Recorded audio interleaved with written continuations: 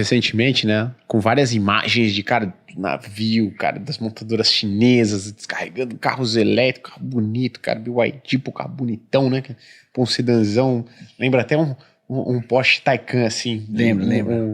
O estilão dele, né? E, pelo menos pra quem tá nos assistindo, e talvez pra gente, assim, que consome esse tipo de notícia uma vez ou outra e não é do setor, você fala, pô, chinês quer chegar no Brasil aqui, grandão, então, quer vir aqui trazer um monte de navio e tal. Ele tá vendo o Brasil como um mercado, cara, que pô, vou dar um foco legal no Brasil, que tem um mercado potencial, ou vou colocar um pezinho ali, porque é um mercadinho ali. Excelente pergunta.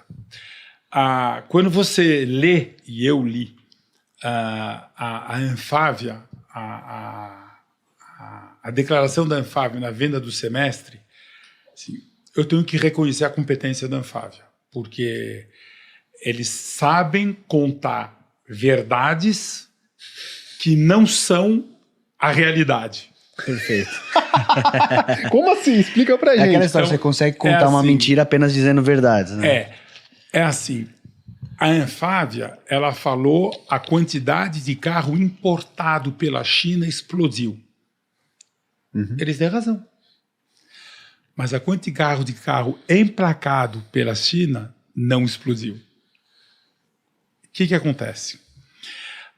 Como ia subir a alíquota de importação de carro híbrido Anteciparam e a carro importação elétrico, antes disso. e eles não têm problemas de capital de giro, eles trouxeram milhares e milhares de carros que não venderam. Então, por exemplo, vamos pegar o caso da BYD. A BYD emplaca 5 mil carros por mês. Janeiro, fevereiro e março, ela emplacou mais do que abril, maio, junho.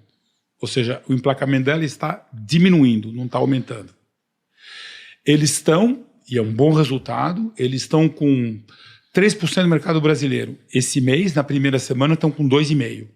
Está em queda, não está em crescimento. 5 mil por mês. Eles estão vendendo 5 mil carros por mês. Venderam 32 mil no semestre, mas no último trimestre venderam menos que 15. A luz amarela. Então, não está aumentando. Só que eles venderam 30 mil e importaram 90 mil. Então, a foto do navio, tudo, tem BYD estacionado em tudo quanto é terreno baldio perto dos portos, porque não tem mais lugar onde pôr carro de tanto estoque que esses caras têm. Caraca. Então, eles importaram, não venderam. E a Anfávia fala, nós fomos invadidos pela importação de carro chinês, e ele tem razão. Realmente vieram, só que não vendeu. Cara, Não vendeu. agora, pô, fica... E agora o que vai acontecer é o seguinte. É isso que eu ia perguntar. Aí a BYD fala, eu tenho 60 concessionárias, eu vou passar para 120 concessionárias, a minha venda vai crescer. Não vai crescer nada. Sabe por quê? Porque assim, você pega, por exemplo, Cuiabá. Cuiabá tem um concessionário BYD. Cuiabá emplaca 1.000 carros por mês. Tem um concessionário BYD. Ele vende 50 carros, que é 5% do mercado. Sensacional. Nomearam um segundo, que não é o mesmo. Eles vão vender 100? Mas de jeito nenhum. Vão vender menos que 50. Porque quando o concessionário está com 50 carros numa loja, ele está ganhando dinheiro, ele coloca o melhor diretor dele e os melhores vendedores dele. Lembra o recurso humano? Perfeito. Quando de repente a venda cai, porque abriu um segundo que não é dele, o melhor diretor dele, ele coloca na marca onde ele está ganhando mais dinheiro. E os melhores vendedores também. A tendência da venda é cair, não é aumentar. E eu sei disso, eu fiz toda a rede Citroën no Brasil, eu vivi isso perfeitamente. Quando você aumenta a quantidade de revendedores numa cidade, a tua venda não aumenta. Às vezes cai. Eu até te fazer uma pergunta então, depois. o que acontece é o seguinte, aí eles lançaram, vamos de novo falar da BYD, o anti-Corolla. Gente, é de uma ignorância do lado da BYD de falar isso, porque eu vou explicar para vocês o que é, de novo, hein? Eu admiro a Toyota, concessionária que mais vale depois da Tesla. Eu acho que a Tesla vai ser duro manter o valor que ela tem, mas Depois a gente chega lá. e eu não compraria a ação da Tesla, e subiu agora. mas eu não compraria. Que é a Toyota? Safe bet. Aposta segura. 330 já é caro. Ela valia 200 um ano atrás. Eu costumo falar que quem compra Toyota Corolla não gosta de carro. Por quê? Quando você pergunta para um dono de Toyota Corolla por que você comprou um Corolla, ele nunca vai falar, eu adoro o meu carro. Porque ninguém adora um Corolla. O que ele vai falar é o seguinte, ele pensa e fala, meu carro não dá problema, meu carro não quebra. Perfeito. Meu carro tem bom valor de revenda. E ele tem razão. Tudo verdade. E eles são a maior montadora do mundo. Eles venderam 11 milhões de carros. A segunda foi a Volvo, vendeu 8 milhões. Eles venderam 11.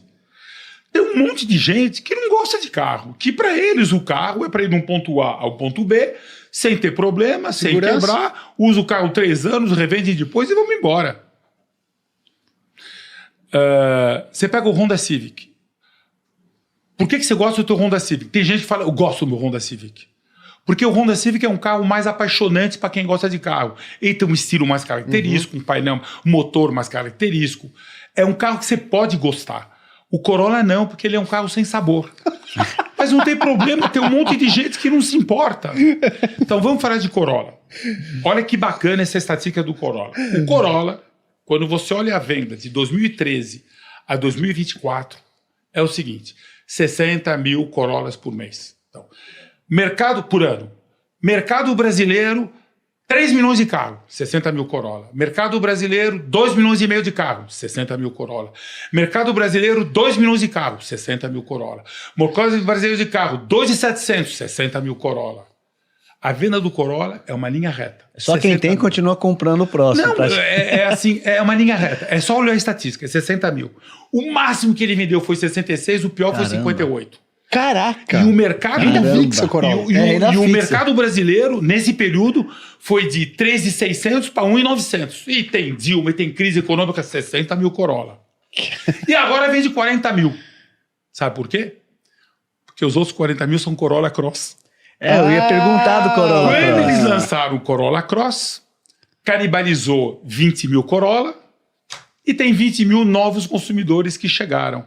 E a Toyota, que é experiente, ela sabia que quando ela ia lançar o Corolla Cross, ia ter 50% de canibalização interna, ela diminuiu a produção do Corolla e não sobrou Corolla. Japonês só. Caraca, Tudo sabe planejado. o que faz. Tudo planejado. Então é assim, no meio, nesses 10 anos de mercado brasileiro, lançou o Nissan Sentra, lançou o Honda Civic, parou de fazer Honda Civic, parou de vender Nissan Sentra, 60 mil Corolla. Aí os caras vão lançar um carro e falam, meu cliente é o cliente do Corolla. Gente, você sabe quando um cliente de um Corolla vai comprar um BYD? Nunca. Nunca. E sabe como você vê isso daí? Quando você é concessionário, os carros usados que entram. Eu, em 2008, eu lancei o Citroën Palace, que era um sedã. C4 Palace. C4 Palace. Bonito. E quando eu lancei o C4 Palace, eu trabalhei esse lançamento 1 ano. Na época, o mercado era bem menor, o mercado era 2 milhões de carros. Na época, vendia 50 mil Corolla, 40 mil Civic, 30 mil Vectra, na época. E eu me lembro que quando eu fiz o lançamento inteiro eu falei, gente, primeira coisa, não vamos nos iludir. O cara que compra a Toyota nunca vai comprar um Citroën. Nunca. Aí os franceses falavam, não, porque o preço, o share, nós vamos estar mais barato. Eu falei, esquece. O cara que compra um Civic nunca vai comprar um Citroën. Nós vamos atrás do cara do Vectra. Do Vectra. Porque esse eu consigo pegar. E toda a minha campanha de marketing foi baseada no que a GM fazia. E a gente vendeu 1.500 carros por mês em cima do Vectra. Caraca. Sabe quantos Corolla usado eu comprei? 0. Quanto Honda Civic? 0. Porque quando você vê de onde vêm seus clientes, você tem que ver que carro usado está entrando. E quando você vende um sedã no Brasil, não entra Corolla usado para você. Você entendeu? Então, assim, eles falarem que eles vão vender 2 mil desses sedã, eles importaram 30 mil carros. Meu Deus do céu. Daqui 2 anos, os carros em estoque ainda tentando vender. Então, teve uma invasão de importação, não de emplacamento. Porque emplacamento é o seguinte, a Great Wall está com 1,5, a BYD está com 3, e eu te digo, duvido que eles fechem o ano com 3. Vamos ver daqui 6 meses, eu volto aqui. Eu duvido que eles fechem o ano com 3. Porque tem gente no Brasil que comprou carro elétrico sem saber o que estava comprando. É só você ver no Instagram e tudo, cenas de gente que fala, saí com meu marido e a gente foi com o nosso novo BYD Dolphin e, gente, a gente ficou na estrada. Não, procura, você vai ver. Eu vi uma, inclusive, que chegou num posto de abastecimento na sorte e ainda teve que esperar o tempo de recarga dos carros que estavam na fila na frente, perdeu horas na estrada. Porque o vendedor não fala.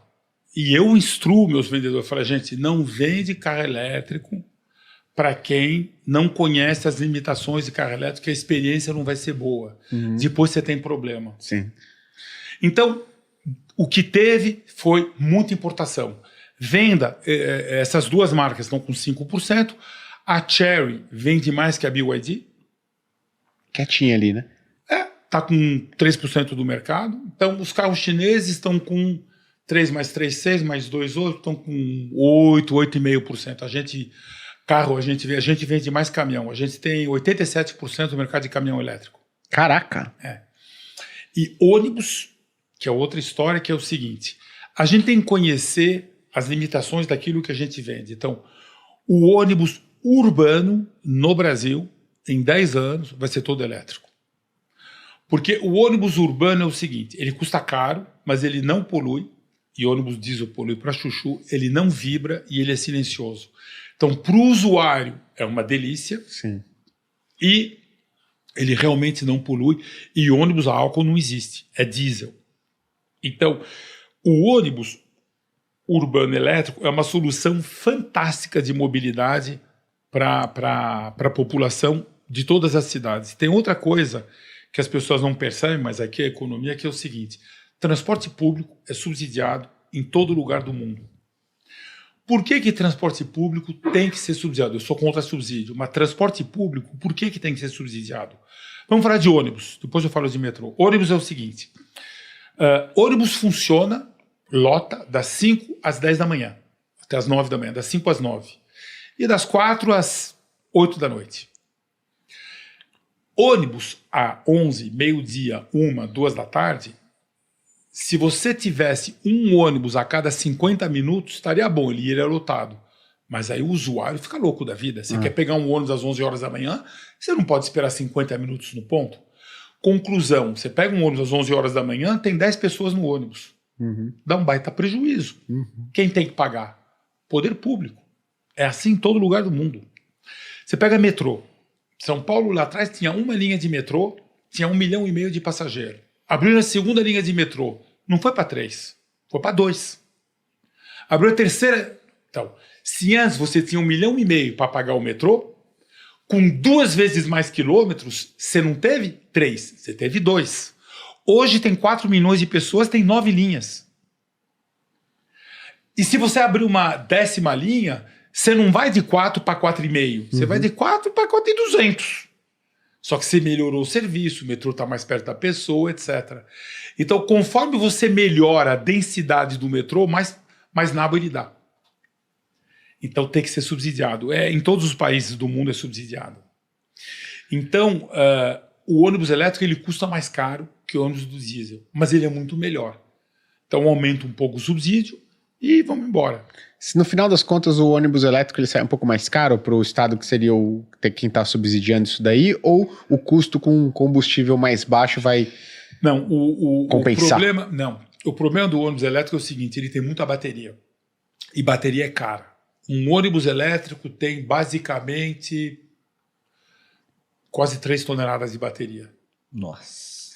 Então ele custa, um ônibus, o gás do diesel custa 700, 800 mil, um ônibus elétrico custa 2,5 milhões. É bem mais. Na Europa também é, hein? Na Europa também é.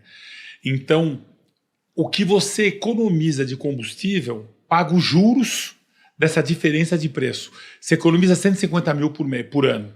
Só que os juros desse 1,5 milhão já é 150 mil por ano. Então, custa mais caro. Então você tem que ter um subsídio a mais. Por exemplo, tem uma cidade para que a gente vendeu ônibus, ela conseguiu pegar 30% da arrecadação das multas para pagar esse diferencial do custo a mais do ônibus elétrico. E o ônibus elétrico, por exemplo, você tem cidades, como por exemplo o Jundiaí, que vai pôr ônibus elétrico menor para fazer transporte de graça para uma região central para dar mais facilidade. Tem, por exemplo, o ônibus de São Caetano é de graça também. Eu sou de lá, né? Então, por quê? Tá Porque graça, São Caetano é uma cidade riquíssima, por causa da fábrica da GM lá, que gera um monte de imposto. Então, ônibus lá é de graça. Então, se você tem ônibus elétrico, você gera uma qualidade de serviço sensacional para a pessoa que vota em você. Justo. Perfeito. Inclusive, você falou aqui da história do Corolla, cara, que eu esqueci de comer. Porque é a história do Ricardo, que é quem tá pra ter o segundo filho. Ele fez. Justamente, eu tive um Corolla, até falo, pô, Ricardão, troca esse Vovorola, aí vamos pegar um carro mais legal, né? Aí ele saiu do Corolla Sedã, foi pra um Corolla Sedã novo, aí agora ele comprou o Corolla Cross. Aí ele falou o seguinte, mas pô, fizeram uma marmita lá atrás no escapamento, cara. Tô louco pros caras arrumar isso aí, ou trocar e pegar o carro com o escapamento bonitinho. E ele não sai do Corolla, cara. Não troca. É muito isso, não troca, doideira. Vai comprar um BYD? Nunca. Não vai.